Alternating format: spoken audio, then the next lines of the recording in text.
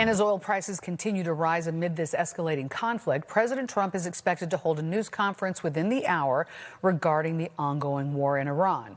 We learned today also about the death of another American service member. Investigative reporter Bennett Haeberle has been tracking all of the developments for us. He joins us now with the latest from our newsroom. Bennett. Yeah, Marion, a lot of back and forth, even from the president himself. Earlier today, President Trump stopped short of committing to sending U.S. ground troops into Iran or directly seizing Iranian oil. But in an interview with NBC, he did leave open that possibility, referencing the U.S. involvement in Venezuela in obtaining millions of barrels of oil from that country. He also mentioned to another news network about the potential of seizing the Strait of Hormuz. That sent oil prices falling back down from that huge increase earlier today. In the meantime, as you mentioned, we learned the identity of that 7th U.S. service member to die since this conflict began. The latest U.S. casualty is a 26-year-old from Kentucky, Sergeant Benjamin Pennington. He was a member of the 1st Space Brigade from Fort Carson, Colorado.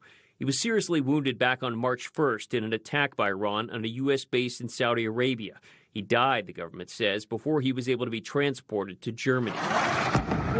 New video is gaining attention showing an airstrike on the former Islamic Revolutionary Guard compound in Iran, where a school was located and scores of children were reported killed.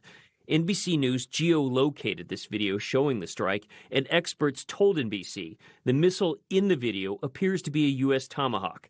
The strike drew a rebuke from several Democratic U.S. senators who said they were horrified. And the number of people killed by the U.S.-Israeli strikes on Iran has reached more than 1,200, according to the Iranian Red Crescent Society. It is not clear if that number includes Revolutionary Guard military deaths. The ongoing conflict right now is having an immediate impact on oil prices. There are also continued questions over what are the United States' objectives: disarming Iran and its nuclear capabilities, seizing its oil, or a regime change, as the former Supreme Leader's son was just named his successor. In this case here, it looks like the Trump administration decided after the success of the Maduro raid that it was now time to quickly move to another target. I refer to this as Maduro momentum. And it seems like Trump may have been caught up in that. He may have been convinced by Benjamin Netanyahu of Israel, Lindsey Graham, Senator Lindsey Graham here in the United States, that now was a prime time to actually take out Iran. And so it seems like he maybe went into this, not even maybe, they've gone into this without having that clear strategic vision. That was Paul Post, political science professor at the University of Chicago, talking about, in his view, the shifting objectives and a lack of clarity around the war so far. Again, President Trump is expected to hold a news conference within the hour. We'll certainly monitor that and bring you an update. Marion? Thank you so much, Bennett.